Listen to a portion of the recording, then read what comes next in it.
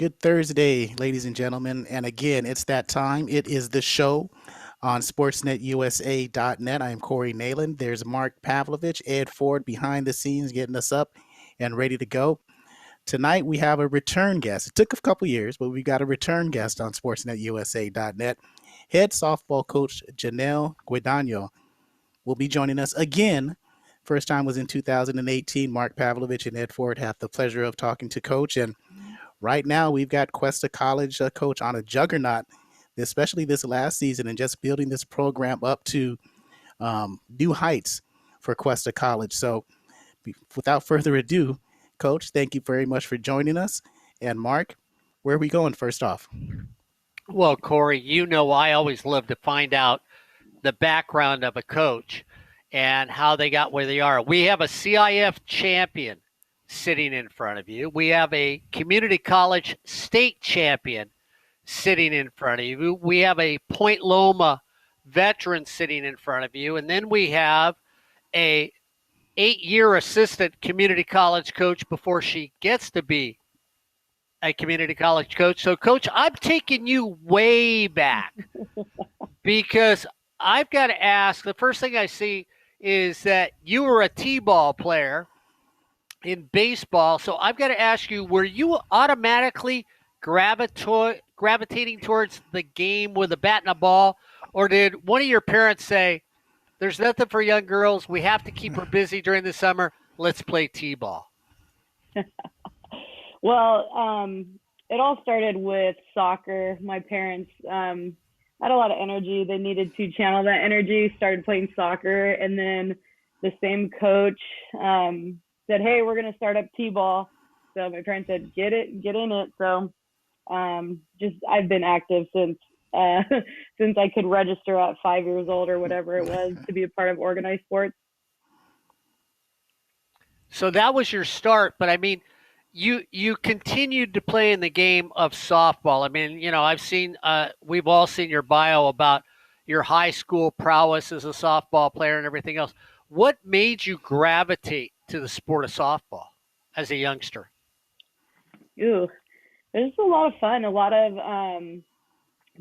really great connections. I played with a ton of really great athletes. I played with a lot of really great coaches, and it was just a great experience and just so competitive. And I loved everything about it. I loved being a part of the team aspect and also having a little bit of that individuality as well. So, I just always gravitated towards it, loved it.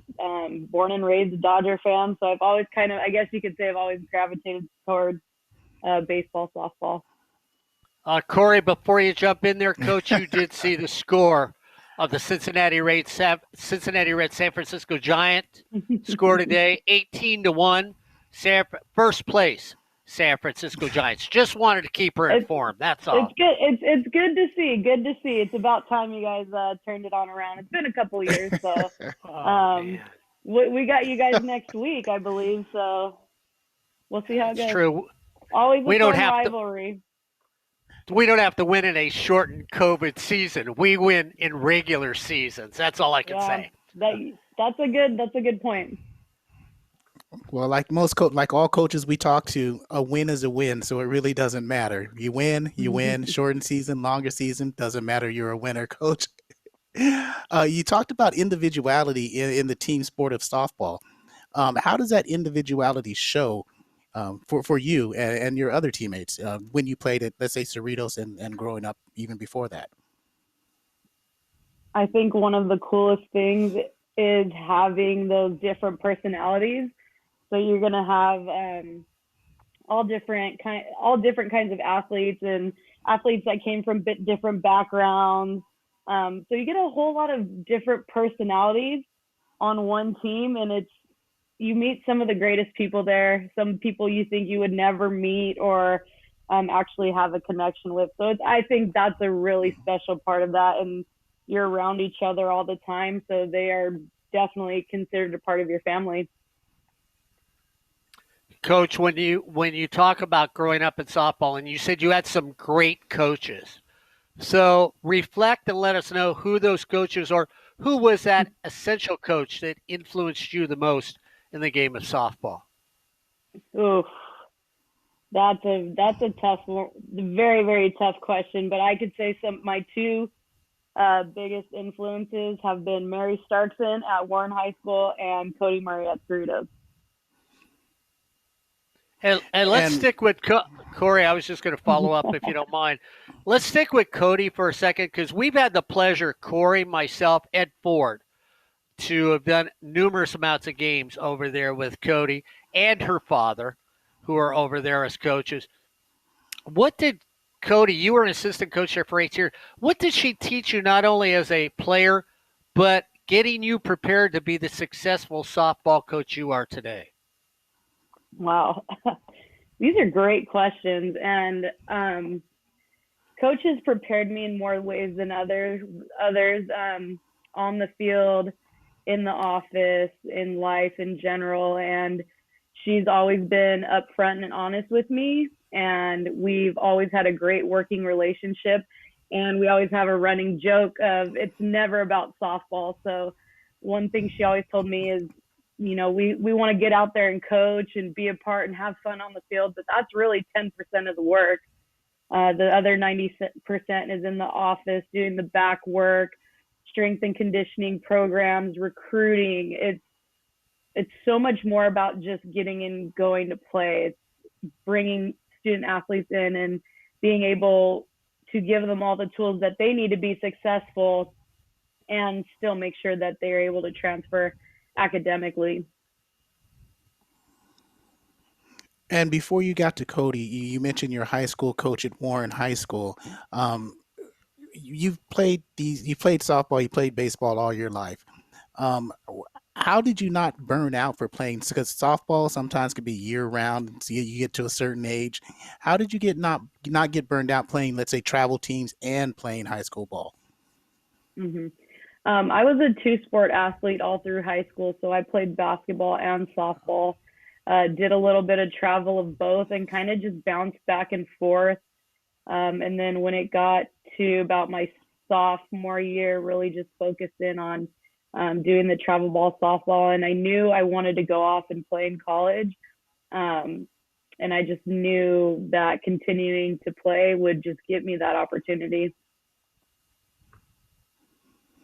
And speaking, Mark, and speaking of college play, when you got to college in Cerritos, back to back state championship games, you're still in the record books there. How how did you parlay your skills? And we're gonna go and jump around on real quick. How do you parlay your skills as a successful community college softball player to a successful community college softball coach?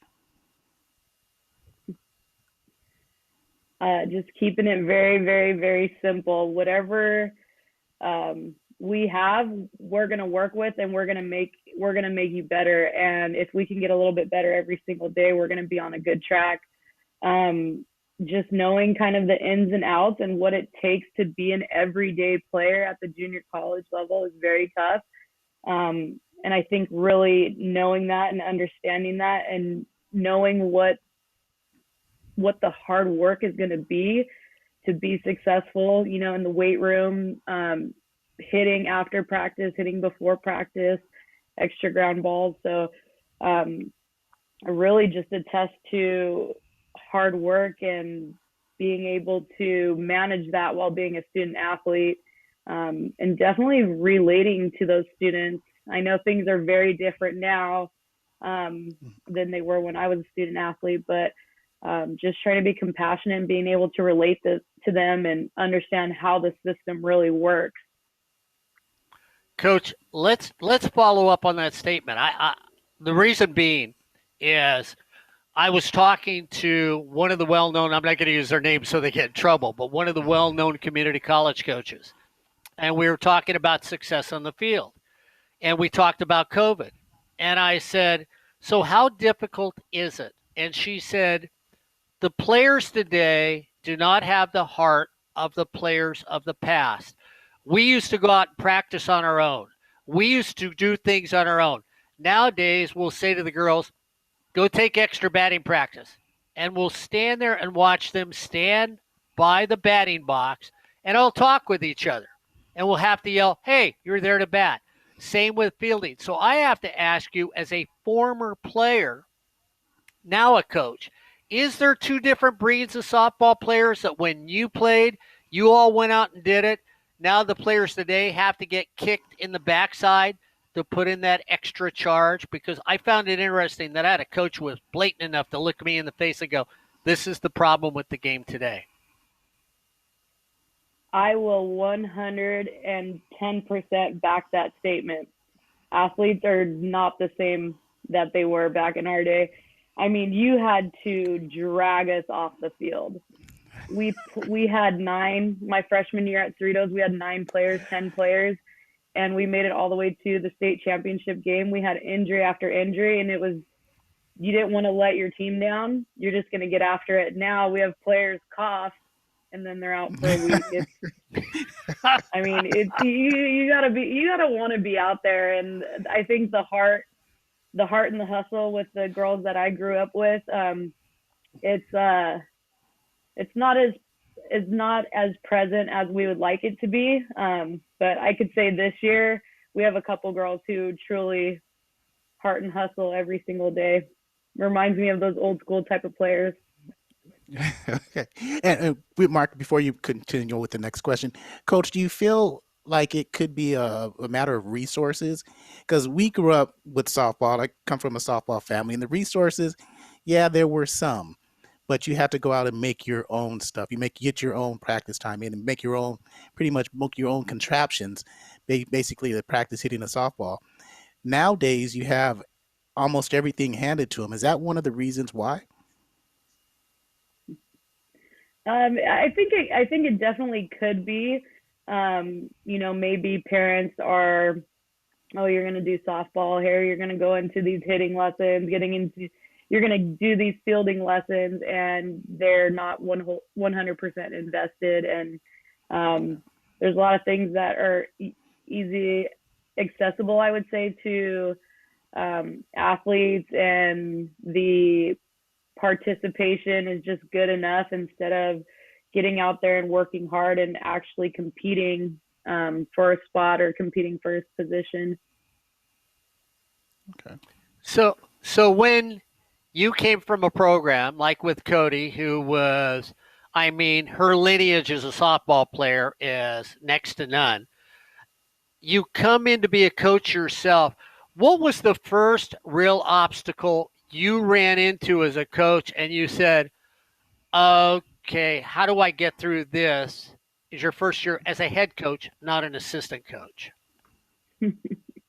um, I would say the summer before right before the fall was gonna start, I'm trying to get in touch with the athletes, who's coming back, what's going on, who's the new recruits, things like that. And I just had a nightmare getting them to commit, or saying they're coming or they're not coming, just ignoring text, phone calls, things like that. And then I probably had about 15, 16 girls out there the first week, and I didn't go soft on them. I was there to set the standard, and I had I had 5 or 6 quit on that first week from that returning team. And I was down numbers. I would go from 8 to 9, 9 to 10 to 12, back down. So just keeping the numbers, oh my gosh, it was a nightmare. And so Cleaning up how do the you handle mess. that? Um, So cleaning up the mess. I just put my head down and went to work, and I had an idea of what I wanted the program to be and the standard I was going to set, and just getting student athletes to buy in and come play. I reached out to everybody I could in the community, and reached out on campus, and just trying to get the numbers. It was definitely a struggle. and what is that coaching philosophy of yours? Well, I got probably about a 6-page Word document that I can send it over to you. My it's constantly changing, and I think that's one thing I take pride in, is being able to constantly change that philosophy and adapt and grow.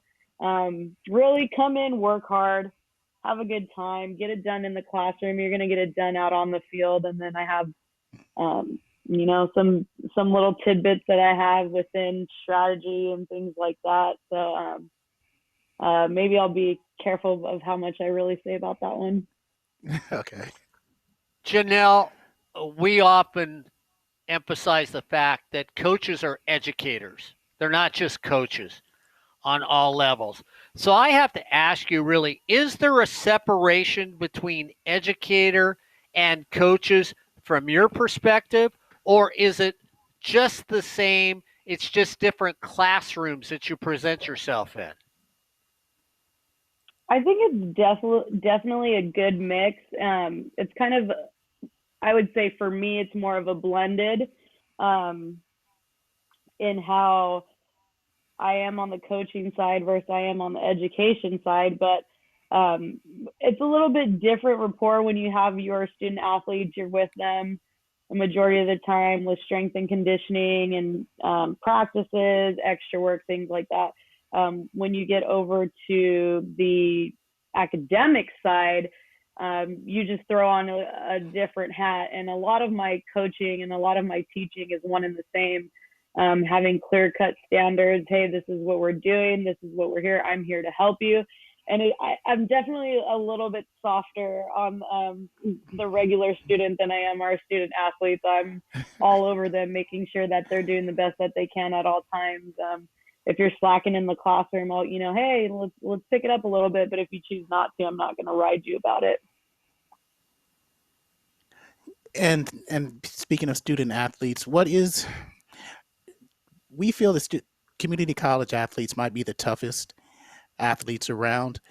Um, how do you keep them so interested? You get on them and you coach them and educate them and encourage them. What else do you do for your team to keep their grades up? To keep their grades up, we do study hall, things like that. Days off are crucial. Hmm. Believe it or not, giving them a day off in the middle of the week or at the beginning of the end of the week so they can catch up on homework and um, just be goal driven and focused. A lot of my recruiting is based on, do you want to go to school? What are your goals? Do you want a degree? Do we want to transfer? Do we want to get a certificate? Um, I don't want you. We're not going to come and play softball just to play softball. I want you to have some kind of goals, and it doesn't have to be a degree of transfer. It can be a certificate. Um, there's plenty of options for you to get educated or learn a new skill that you can have a career for the rest of your life. And I think that's super important. And to follow up with what Corey said too, you know, softball comes around in 1887. 1933 is the first time they let women actually get involved in the game of softball. We have done sports for 20 years together, and there's the men's side of athletics on the community college, and then there's the women's side of community college. So, how do you, as a female coach dealing with young women, keep them so encouraged because of the inequities? Or maybe at Cuesta, there is no inequity between male and female sports. Okay, well, you can tell on that laugh, I haven't been to Cuesta College, so look. But I mean, I'm real serious about that, coach, because people could go, why am I out here? They've got a brand new field, and look at where we're playing at. Uh, how do you deal with the inequities of the male female sports on a college level? Definitely tough, but I just tell them, hey, stay in your own boat. Stay in your own boat, worry about yourself. We're going to do everything that we can to make sure that you are successful here out on the field. And if there are any issues, please feel free to come to me or send an email to our athletic director. And we've had some discrepancies, we'll say, but they were resolved very quickly. I I take a lot of pride in being a female lead on our campus and really standing up for our team, and what they deserve to have is the most important part. And being that lead on campus and the lead for the softball team over the past two seasons, I believe you have a 26-8 record. Um, And I also read that there were like 7 different coaches in the past 10 years before you got to Cuesta. Why did you choose Cuesta to coach? Well, it was about that time where I had finished my master's and we were getting ready to go into um, our season at Cerritos, and I just was applying to every place that I could apply to full time. And Cuesta came on the books, and I applied, and I got a couple interviews, made it through, and they offered me the job, and I said yes, please, and I packed my stuff and I moved, and I knew it was going to be a huge challenge, but I knew to grow as a coach and as a person and as an educator was the best move I ever did. So going to Cuesta College, COVID comes around, and I'm still in Corey Nalen's book now. Coach, what Yeah. programs did you initiate? Did your athletic director initiate? Did the school itself initiate to help you and other coaches, male or female, work it through the very trying times of COVID this last year? What was your daily routine like? Well, it was very interesting because things were constantly changing. Um, from the fall, I would say our everyday routine, temperature checks, finding out who's there, they're signing off on it, attesting that they don't have any symptoms, etc. Making sure that they were socially distanced and that we were still following all the protocols that our athletic trainers, the 3C2A, everybody has put in place. Um, Admin has done a pretty great job of keeping us informed and letting us know if we're doing a good job or not, or if we need support from them as far as with the students, etc. So you didn't get tired of those Zoom meetings and Zoom classes or anything like that? They didn't wear on you? This year has been the most wearing year, I would say, or the last year and a half, whatever it's been. It's been tough on everybody, and we've all just tried to keep a positive mindset. And hey, here we are. We get an opportunity to go out and practice. Yeah, we can't high five or we can't do the things that we would normally do. Yeah, we have to wear masks, but hey, we get an opportunity. And Cuesta was one of the few schools that started in the fall allowing all student athletes to have an opportunity to train. So that was very, very special. And they knew that. And they were appreciative of that, and they knew that we were under a microscope. So Cuesta softball did everything by the books, and they did everything right, and that's the reason we were able to have a season, is because our student athletes followed the rules and did everything that they needed to do in order to compete. I think they followed the rules because they had a coach that set the rules before it started, who basically said, follow the rules. Coach, one of the things that I asked Cody once, which I found was very interesting, we talked about most of you young women grew up in the game of softball with a male coach, most of the young women. And then they end up going, not necessarily to high school, but to college, the next level, and have that possible female coach there. And I said to Cody once, is it difficult to be that female coach even with female athletes? Cody's response to me was, yes, because most of these young women have grown up with male coaches, their dad, their uncle, or their cousin. Is that still something that runs rapid in softball, or has the game changed so much since Corey was involved in it that really now it is a game that's mostly women, from the back staffs to the coaches to the players to the organizations that support you? On the Cuesta side, I can't attest that we are. I'm the only full-time woman head coach. Full-time. We do have one other part-timer, but we do now have a female president. So hopefully, we're going to have a little bit more presence in that respect. But Okay. I could tell you one thing about our conference that's very, very special, is that we are a majority female, and that's been a very awesome thing to see, especially with a handful of us in the 10-year track. So that's been really great to see, that female representation.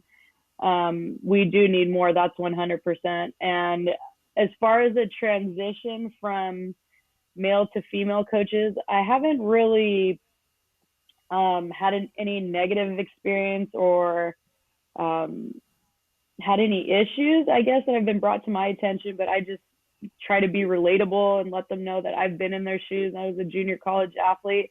And being a woman head coach and being a woman that actually played the game and knows what they're talking about is something really special. And I think it's more of a draw. If you're a female pitching coach, you're going to be more drawn to that versus a male pitching coach who has never played the game, who has never been on the mound, who has only taught his daughter or other players, etc. And so, well, we wholeheartedly agree with that because the representation that should come, and you mentioned that Cuesta now has a female, a woman president of the college.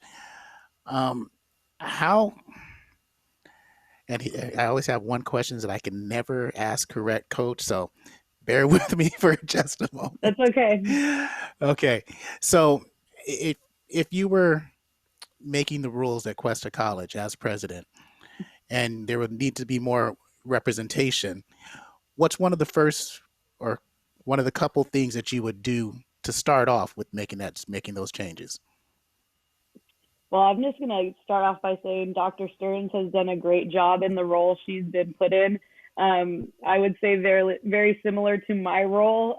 She's there to clean up the mess, and she's Okay. been doing a great job of cleaning up our college and making it what it needs to be. And I just think it's so important to have female representation across campus, everywhere, top to bottom, from faculty, lead faculty, deans, support staff, all the way through. Female representation is so important, and leading by example and really paving the way for women, and really just having some equality. So, Coach, let's clean up the mess right here. And I go back and I always refer to Cody because these are some of the questions I asked her way back.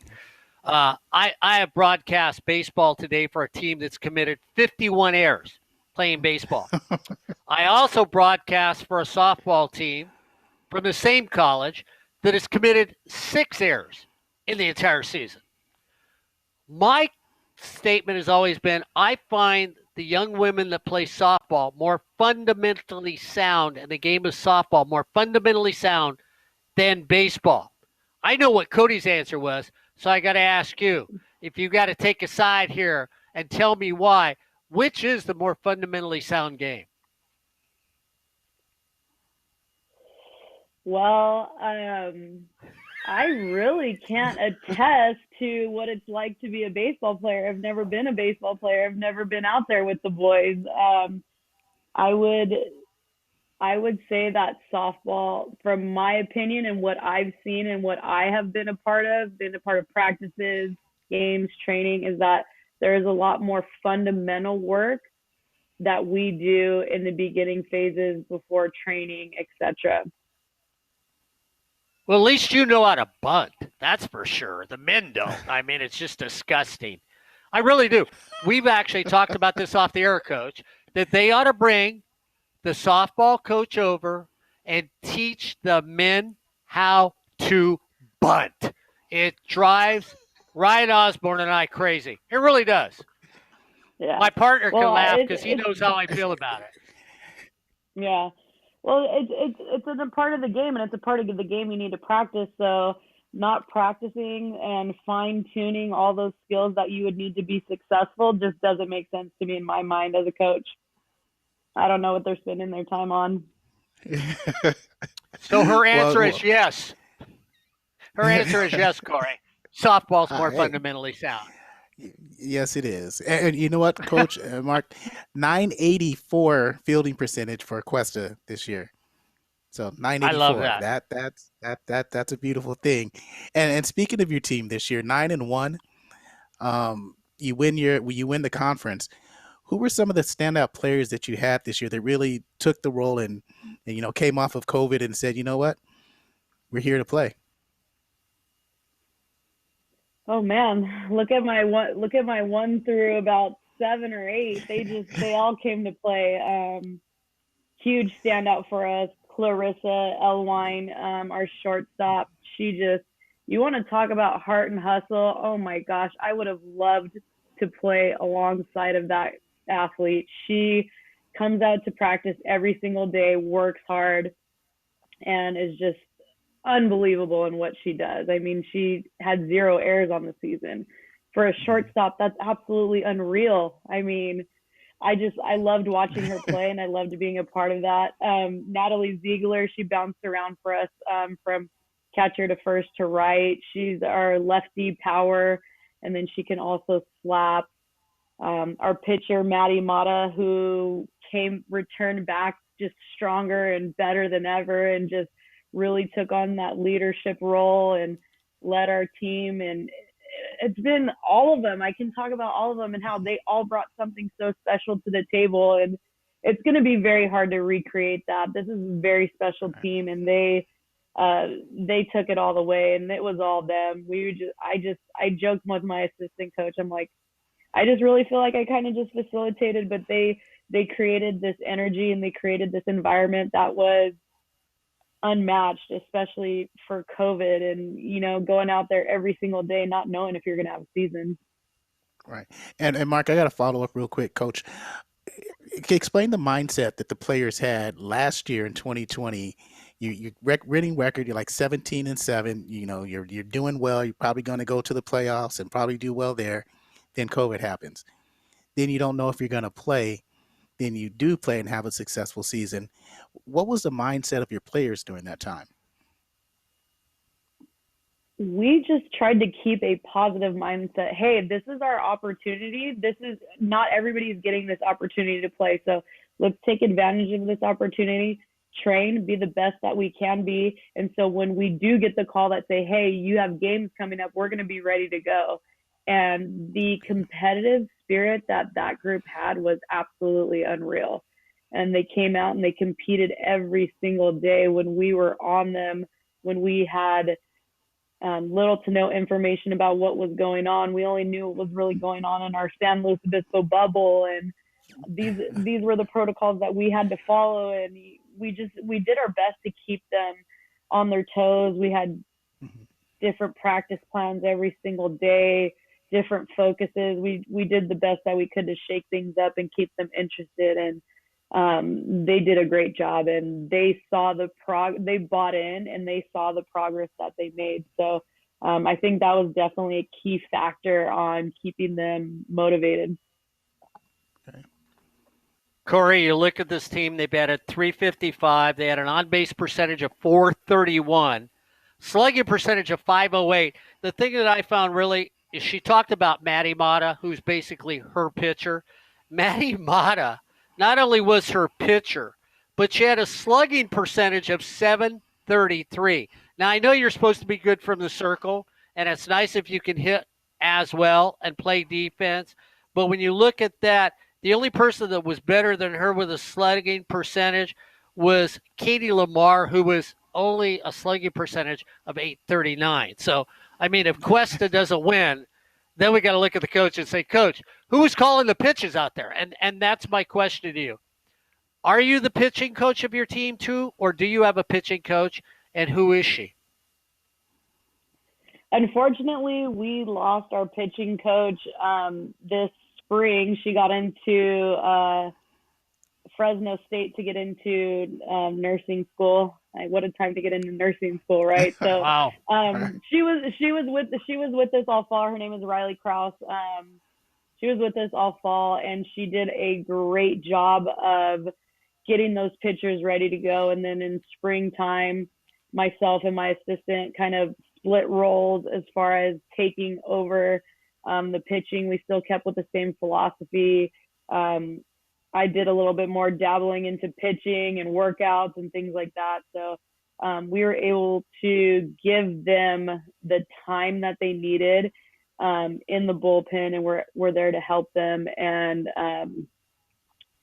I would say as far as pitch calling, I think I called the first 4 games. My assistant was out, and then she called the rest.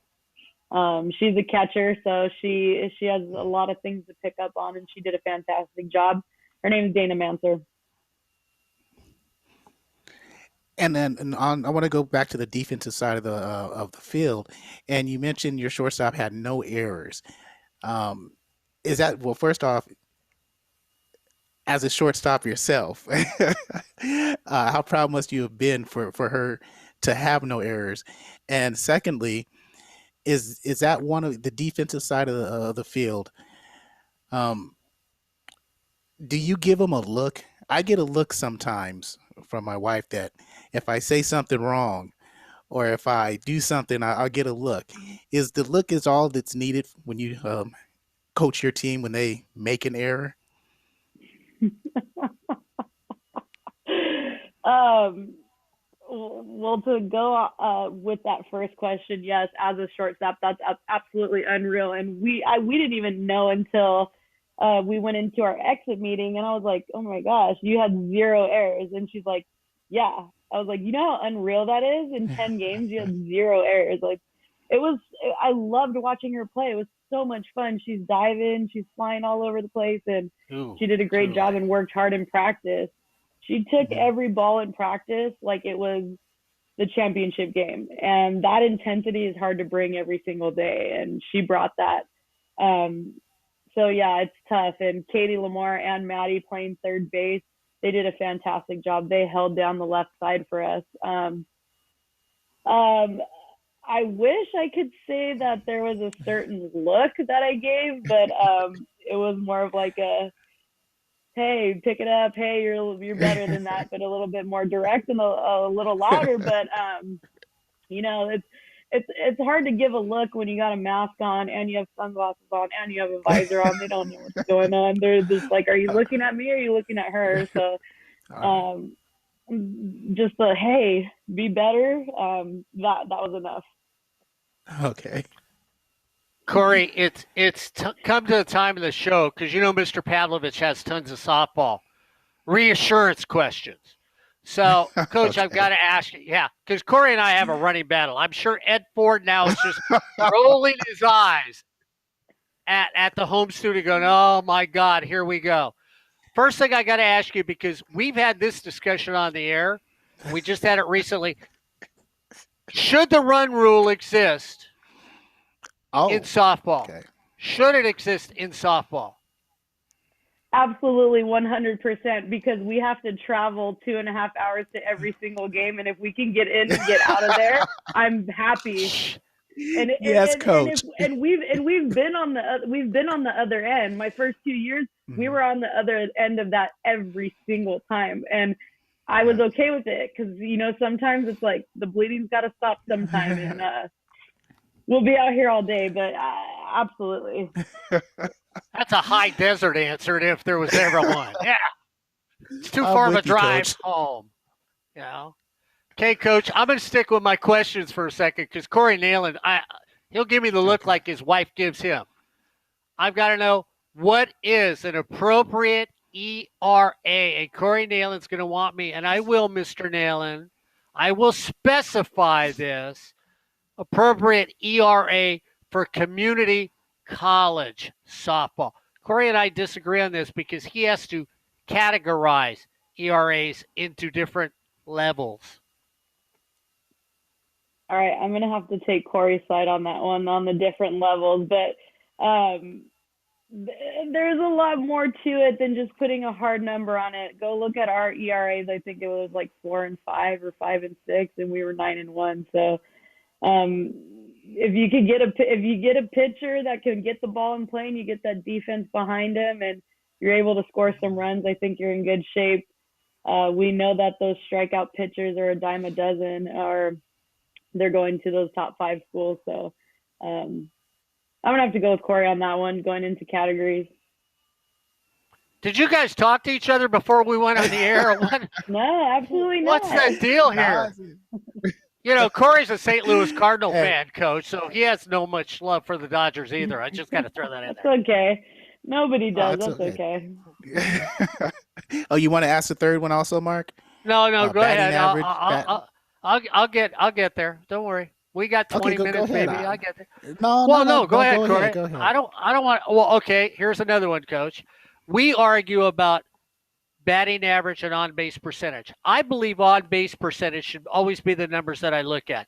Batting average is nice, but if I've got a player that's getting on base, let's say just for example, you've got a couple there, 536. I'm getting on base every other time. I may hit 389, but that means I'm a hitter that chooses my pitches and I get on there because of walks.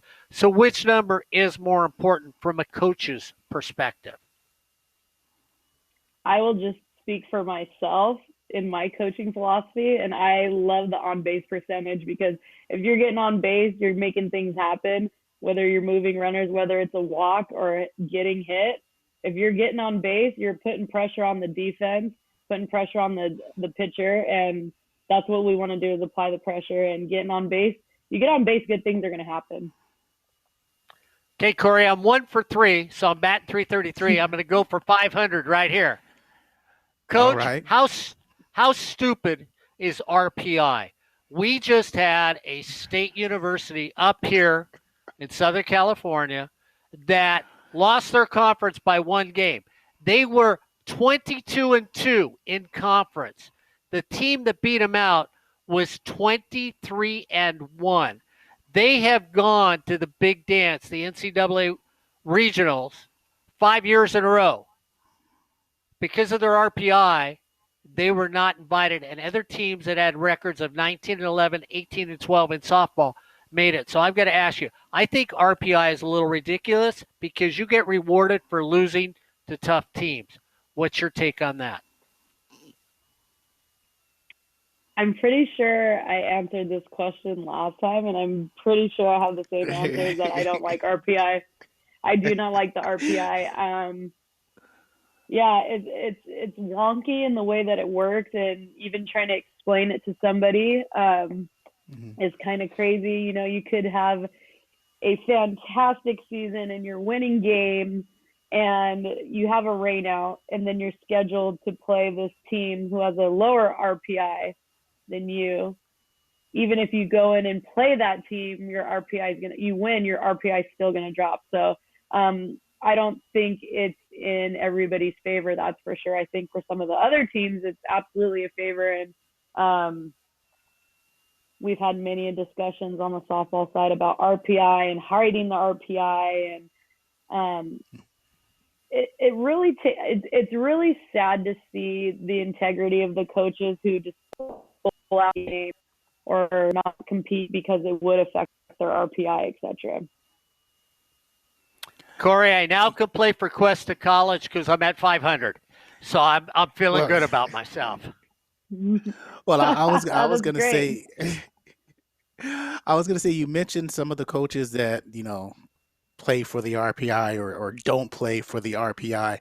Glad that you mentioned that because that has been a discussion around us and a couple others that it seemed like coaches that we've seen it throughout the years have done that. So thank you for clarifying that. That's appreciated. And if there had have been some sort of playoff this year, and we're gonna speculate because love speculation. Cuesta was 9-1, and they were playing well. The only winning record in conference, or above 500 in conference. And so, what was with your exit interviews?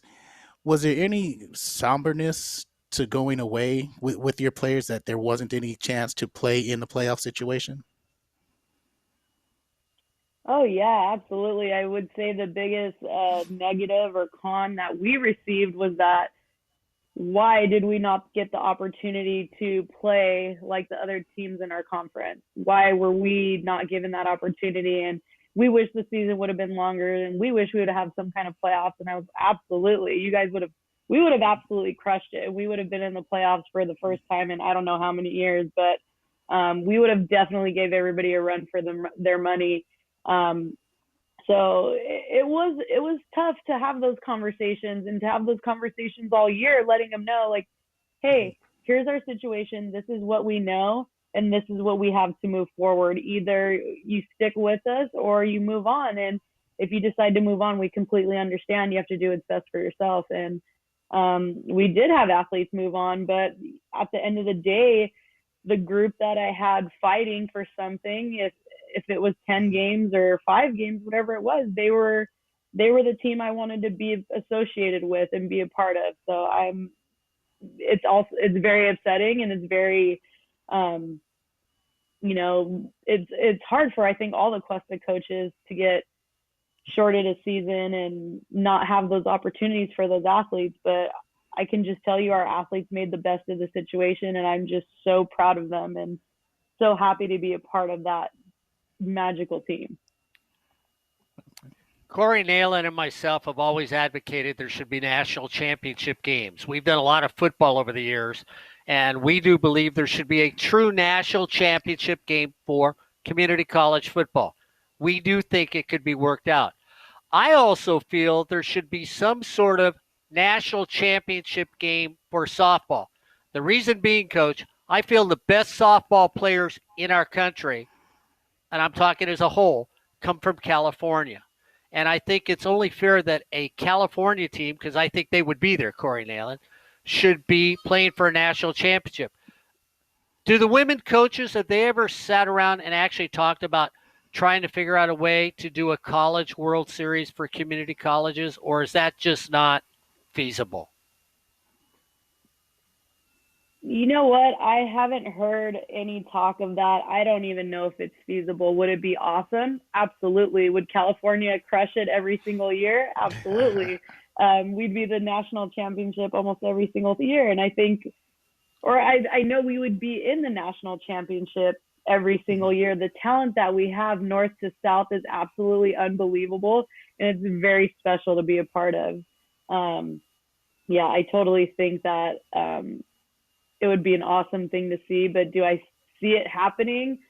No chance. Okay. Yeah, that's kind of how we feel. We'd love to see it happen. Don't think it would happen simply because bureaucracy and logistics. And Coach, I got one more question for you. It might be 2 questions. You seem to migrate to beautiful campuses and beautiful cities. You're at Cuesta, San Luis Obispo. You went from Cerritos to Point Loma. Okay, is Point Loma? I know we talked about this before the show. Is that the top 3 softball facilities, fields in the nation? For could be top 1. Unfortunately, the softball program is no more at Point Loma, but as far as facility wise, I would say our facility was okay, but we definitely had the number 1 view in the nation. I'll tell you that much. And Mark, quick follow up. Now that in Point Loma was in the GSAC, and I saw that you had a player go to Westcliff College recently, and Sonny, who used to be assistant coach at Vanguard and with Beth Rinkowski. How important is to have those relationships as a softball coach? That's actually super important. That's funny you said that, because I was talking to another coach about it actually this morning, and just building those relationships with those coaches, and they can trust in us that, hey, we have a great student athlete for you that's going to come in and make a difference at your program. You're looking for an impact player, somebody who's going to come in and get things done for you. They're not going to be a freshman. They're going to be a little bit seasoned. They're going to know how to play the game, and they're going to get in there and get it done for you. Yeah, so those relationships with coaches are very important. And Coach, let me follow up on that statement. We've talked about it again, Corey Nayland and myself. On the community college level, it doesn't seem like D1 coaches are that willing to look at community college players. Patty Gasso and Mike Andrea, people like that. How do you convince those top-notch D1 coaches, hey, you need a shortstop? I know you had a 13-year-old you talked to at a tournament. Well, you didn't talk to him, but somebody did. And they want to come to your school. How do you convince them, take my student who's been here 2 years because they're one of the best shortstops? They just happen to come here because you didn't give them a free ride. They couldn't afford to go to your school, or it's taken him this long. How did you get through that mindset of Gassos and Candrea that, oh, if I can't have him as a freshman, I don't want him? Well, unfortunately, I haven't been able to break through to that yet, but maybe if you ask Mount Sac, Cypress, they'll be able to let you know how they get their athletes moved on, and they do a great job of that. So I definitely think that exposure and numbers are huge. That's definitely going to get you noticed if you're leading in the top of all of the California JCs and hitting categories. It's definitely worth a look. Okay, well, I'll Well, ask Coach. Brad next time I see him. So, and then when I find out, I'll let you know. Perfect. That sounds great. Well, Coach, we really want to thank you for joining us today, and we always want to end it by saying, is there anything we should know about you, about your team, anything you need our audience to know that we just haven't covered? Well, that's awesome. I think I'm gonna have the same answer again as if you want to come and work hard in a beautiful place, come up to the Central Coast, and we'll take care of you. If you want to be a part of a winning program that's on the rise and is gonna get you to that next level, definitely a good move to make. Well, Coach, just realize that when you make the state championships, when they're happening, all you have to do, because Corey loves beautiful places, his wife loves beautiful places, and Ed Ford doesn't mind traveling. All you have to do is call up and say, oh, yes, I'm in the state championship, and I'd love to have the guys from sportsnetusa.net call these championship games, and we'll be up to help you at Cuesta College. I Hey, like you nice guys are places, too. always welcome. You guys are always welcome to come up. Cody's actually coming up in January to come play, so maybe that could be a game for you guys. I don't know. It's not going to be a state championship, but I guarantee it'll be a good game. There we go. Good Pretty games. places, Corey. Good games is all we need. Coach Jenel Guadagno, thank you very much for joining us on the show. Appreciate it. And, we'll hope to see you soon. For Ed Ford, keeping us on the air, getting us up on the air, Mark Pavlovich, say bye. I am Corey Nayland. Once again, you've been watching the show on sportsnetusa.net.